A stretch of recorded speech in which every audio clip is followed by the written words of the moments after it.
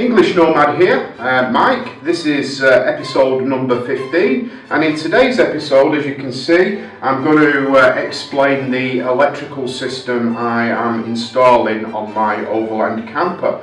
What I plan to do in this video is give an overview of each item, as you can see laid out here, why I've chose that, why I plan on using that particular item and how it will be used, what the key function of the item is, and then at the end of the video I will set the system up.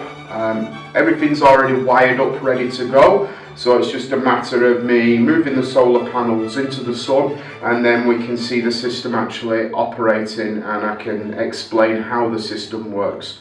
So let's get straight into it. Hi. Back again. What I'm going to do is I'm just going to run through the system again and explain all of the key components. So at the very heart of the system I've got these two Optima AGM deep cycle batteries. Each of these batteries are 66 amp hours, which gives me a total of 132, the way that I've got them wired up. And in order to maintain those batteries, I need some method of charging them. So what I have is I have this, which is the Red Arc BC-DC charger, this model being the 1225 LV. And what this enables me to do is it enables me to bring power in to charge the batteries from two different sources. So it's a 25 amp charger, and it will bring power in from the main starter battery, the cranking battery, and through this relay, which is switched when the ignition of the vehicle is on, it will take that power and put it through the unit and will create a charge profile based on the current state of charge in the batteries. So if the batteries are completely flat, the batteries will be charged according to a specific profile for the state of charge that they're in. Not that they would ever get completely flat.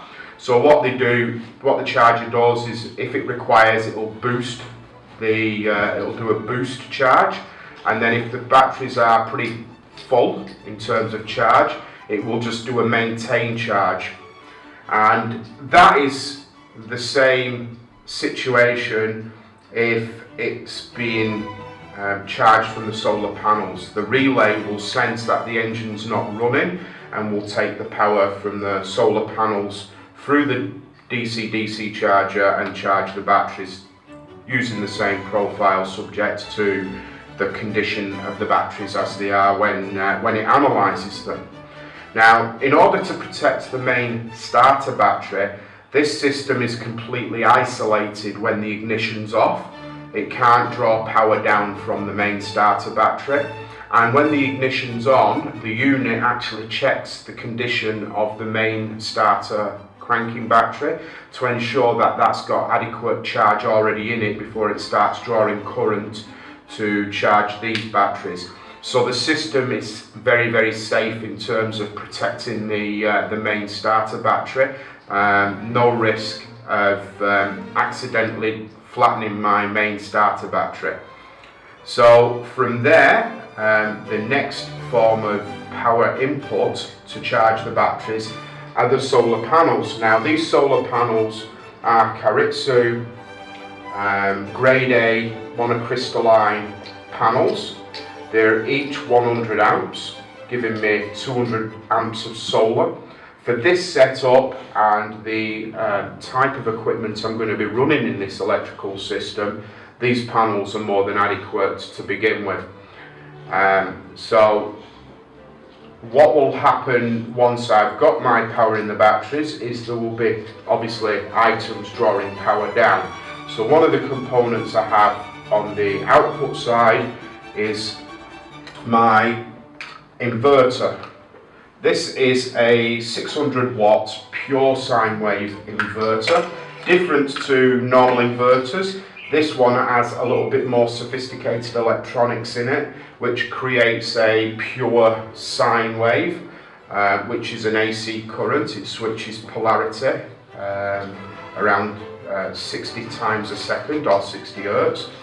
So this particular inverter will give me all the power I need to charge things like laptop batteries, camera batteries, and run all of the things that I need to run that need AC power.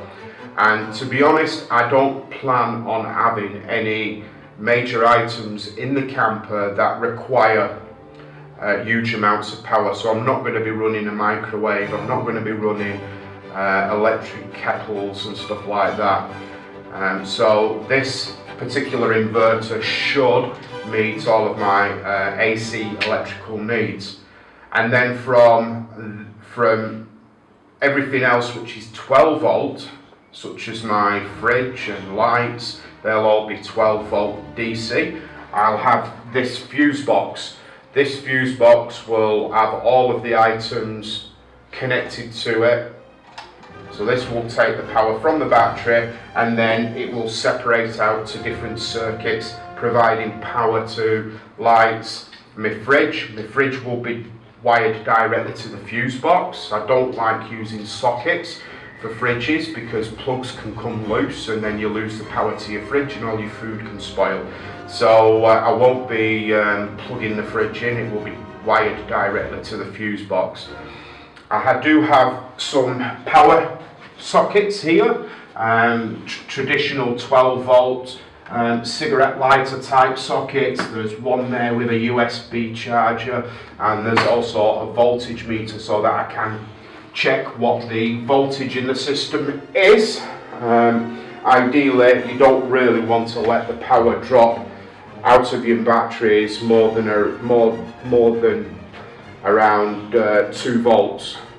So anywhere between 13 and 11 volts is where you want to be. You don't really want to discharge the batteries more than say around 11 volts. So I can monitor that with that gauge there. I also have in the system, I have an AC charger. So this will also be in the system. So this is the third method of charging the batteries. It's made by Projector. It's a 15 amp smart charger, again set up for charging AGM batteries. It's going to be wired directly to the batteries, and then there'll be a plug on the outside of the vehicle for plugging in shore power, or if I'm at a caravan site. So I'm going to put a 15 amp circuit for charging the system when I'm in a caravan park or somewhere like that. So all the system is wired up at the moment, and I can demonstrate how this system works. What I'll do is I'll move the solar panels outside into the sun and connect everything up, and then I'll show you on the Red Arc DC-DC charger. Soon as the solar panels start generating current, the Red Arc charger will pick that up and will start charging the batteries, because I do know that these batteries have been sat for a while and probably will need to have some charge put back into them. So we'll be able to see the charger working. We should be able to see the LED charging light flashing to say that it's charging. So I'll just move the solar panels outside and then we'll have a look at it. Hi, back again. Okay, so I've just put the solar panels outside. They're in direct sunlight. I have the readout here from I have an electronic gauge which is measuring the amount of solar power I'm currently getting, and right now I'm currently getting 170 watts of power, and that equates to around 11 amps I'm getting in at 17 volts. Now this unit has a built-in regulator, so it's making sure that the power that's coming in is regulated to a safe voltage and a safe amperage. And as you can see, I don't know if you can make that out, but there's a flashing LED now on there, and that flashing LED is telling me that the batteries are being charged, and the charge that it's applying is a boost charge. So that is a good sign. It shows the unit is working. Bronson, chill out. They say never work with children and animals. And this guy doesn't want to sleep when I want to make videos. He wants to play. So having this inline gauge gives me a good indication as to how much power I'm generating.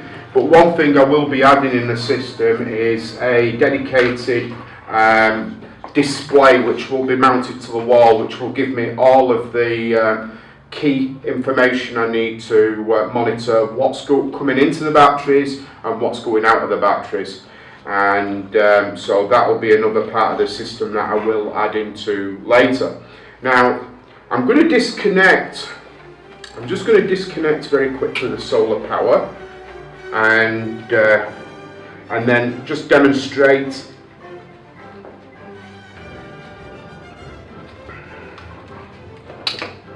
this charger. So this charger is just wired to a conventional AC output plug socket. So I've switched that on. So the charger's come on. It's currently analysing the charge of the battery. So it's just, so now there's, I don't know if you can make that out, there is a blue light just come on, and that blue light is saying that the batteries are being charged. So depending on what situation is, I've got several options to keep these batteries charged. So I hope that was informative. And it gives you an idea of what the electrical system is like. I'll just show you the panels outside, so you can probably just make out there that the panels are sat in the sunlight. I've got a electrical cable there which is coming in, and that was the one that was connected to the DC charger there. So thank you for joining me on this video explaining the electrical system I'm going to install in my camper. I hope that was an interesting presentation for those people who want to plan an electrical system of their own. Please like this video and share this video and subscribe, and if you do decide to subscribe, tick the bell. The bell will make sure that you get notifications. My aim is to try and grow this channel into a channel where there's lots of really good information for people who are interested in overlanding, and I hope everyone gets something out of this. I do believe in trying to give something back to the community. I've benefited from lots of videos from other creators that have helped me learn a lot about building an overland vehicle. So again, it's about sharing that information out there so it's readily available. You know, people can learn from my mistakes and also learn from the things that work for me. So please comment below. If you have any questions, you can email me at fastrhino@gmail.com. I'll put the email address up here, and I'll look forward to catching up with you guys at the next video. Till later, see you later, bye guys.